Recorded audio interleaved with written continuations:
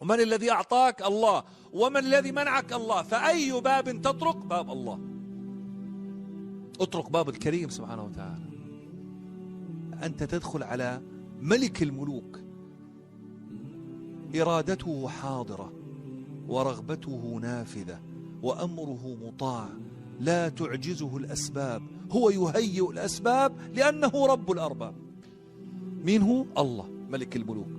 وبدأ أدخل عليه يا جماعة الخير. والله العظيم في عندنا ناس عاش ومات والمحافظ ما شاف المحافظ. في ناس بيعيش وبيموت وما عرف يدخل على وزير بس يفوت يطلب منه طلب.